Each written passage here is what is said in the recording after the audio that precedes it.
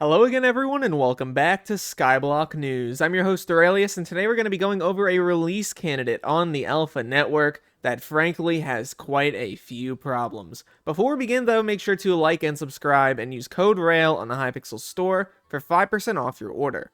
Without any further ado though, let's get started. To begin here, let's go over some of the positive changes associated with this update, starting off with the attribute menu. If you hover over an attribute that's getting buffed by a different attribute, you can now see the new value and what it's being buffed by.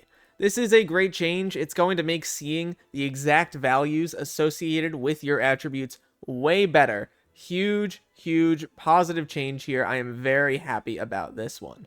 Secondly, they've made a lot of changes to the Tormentor, as you can see. They've replaced the 2 Sapphire Gemstone slots with 2 Combat Gemstone slots, they've added 30 Strength, they've reduced the Angered extra damage taken from 2x down to 50%, and they've added a new ability, Chain of Agony. Melee hits arc with Cursed Energy, chaining to up to 5 nearby enemies. This is something that you can toggle on and off, and it's really cool. What you're basically able to do is click on a mob and it chains to nearby mobs. I don't know if this weapon is going to be that crazy, but it's still cool. Glad to see this item finally given some nice updates. There are also quite a few Spider Slayer related changes. They have added the ability for the Piercing enchant to damage multiple Tarantula Broodfather egg sacs at once. Amazing change, very nice to see it. They've added a message for when the Primordial or the Bloodshot Reforge activates. They've added a prompt in Tier 3 telling players to shoot Tarantula Broodfather egg sacs when the phase begins.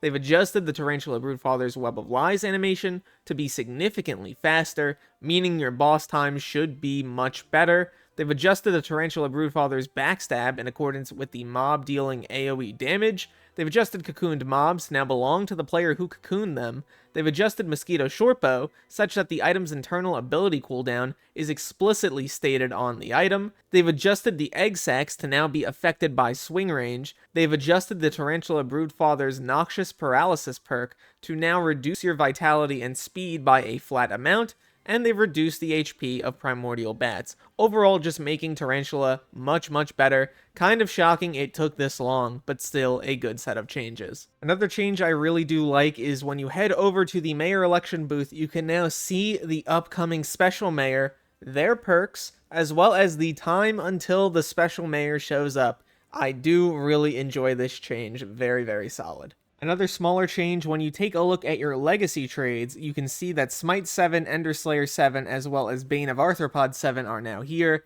and you can trade them in to get the Severed Hand, the Endstone Idol, and the Ensnared Snail. This is good, glad it's here finally. Was kind of needed a little while back when they made this change in the first place, but if you still have these books, you should be able to turn them in. Now let's go over the more negative changes. Notably, there's the Horse and Skeleton Horse. Neither of these are mounts anymore, which is kind of bad for things like Kuudra. One of the big aspects of high-level Kuudra were that you could use the horse to basically bug out the tentacles and not get caught by them. It was kind of a niche tech, but it needed to exist because the tentacles are kind of finicky to begin with.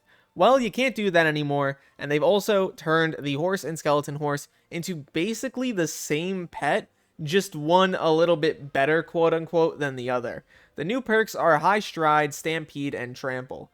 High Stride makes it so you have permanent jump boost 4, which is very nice. Stampede makes it so mob kills grant a stack of speed and strength for the regular horse, and attack speed and strength for the skeleton horse, with a max of 20 stacks. There's also Trample. After falling 20 or more blocks, you absorb your fall damage and deal a percentage of your weapon's damage for every block fallen to mobs within 3 blocks. Kinda going to see some niche use cases for this, I imagine, but it doesn't really seem like either of these pets are going to be that crazy. Something else to note on the alpha right now is that you're not able to use pearls in Kuudra. Now this could just be an alpha specific thing. They didn't have a patch note about it. It could just be one of those issues that's only on the alpha and isn't going to be an actual feature release to main, but it does seem like it's not going to be able to be used, at least on the alpha network. Another problem for Kuudra specific players. There are quite a few fishing related changes that I want to talk about here that I think are problematic. The first is that they've added the personal sea creature cap from the Crimson Isle to every island in the game, which basically means you have a 5 sea creature cap pretty much everywhere you go. This is going to be not good for multiple different types of fishing, jerry fishing if you get Grinches or rain drakes, worm fishing in general, barn fishing, hub fishing in general. A lot of these things are going to be significantly worse now. They really need to look at this. Another change that they've made is related to the armor itself for lava fishing. If you look up Thunder Armor, for example, you can see that it now upgrades from Flaming Armor, which is actually not bad by itself. If you take the base Lava Sea Creature armor and you upgrade it, I think it's nice. I think it's a cool system. The problem is, you'll be able to star this lower leveled gear and then take those stars to the higher leveled gear and basically just get those stars for free in comparison. Note that you're also able to upgrade the Thunder gear into the Magma Lord set. So if I go to Magma Lord, if I could type properly, there we go. You can see you can upgrade Thunder into Magma Lord. I do like this conceptually. They need to fix the stars because this is going to be a huge problem if they don't. Another thing that I wanted to note is that they made a significant change to the Magma Lord Gauntlet. It's now a necklace, and because it's a necklace, you're able to upgrade it from the Thunderbolt necklace. This by itself is not a problem. The issue is that they really need to change the stats on the Magma Lord necklace. First of all, it just doesn't really make sense. Thunderbolt necklace has 40 health, 30 defense, 1.5 sea creature chance. That goes to 35 health, 10 strength, 2 ferocity, and still 1.5 sea creature chance. They need to buff the SCC by a significant margin, and also just make the stats as a whole make more sense. Right now, though, it is in kind of a rough state. There's also been numerous changes made to the Inferno Demon Lord Shard. If you take a look, you can see that now the Inferno Demon Lord Shard only drops from Inferno Demon Lord Tier 3 and 4. It also got renamed from the Burningsoul Shard.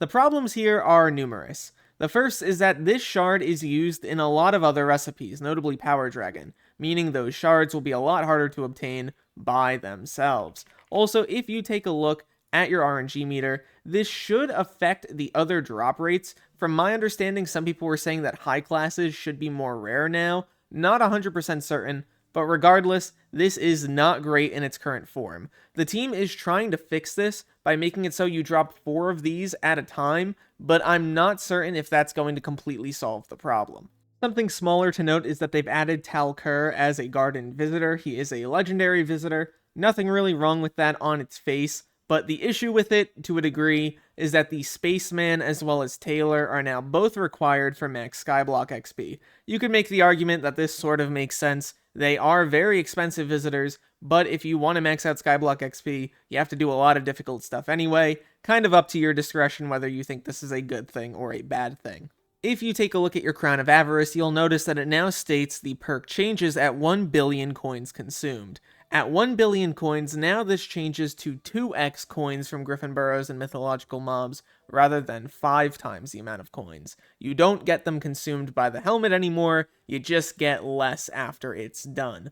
Overall, not the biggest change in the world. There's also been a change made to Final Destination armor. If you want to craft it, you now only need Enderman Tier 3 instead of Enderman Tier 4, should make it a lot easier for players to grind out. They've also added a floor-wide drop message for some rare dungeon items obtained from end-of-floor chests, and they've added a more exciting variant for particularly desirable drops, such as the Necron's Handle, which show up in the Dungeon Hub as well. I think this is cool, going to be exciting to see when players drop those items, and you get to see a message related to it. Overall, some parts of this update are extremely solid. Things like the Tarantula changes, the dungeon changes, as well as many of the improvements and quality of life features for attributes and the mayor system are great, but there are other parts of this update which are just kind of confusing and don't really make a lot of sense in their current form. I would love to hear what you think about this down below, leave all of your thoughts there, and look to the future, fellas. I'll see you then.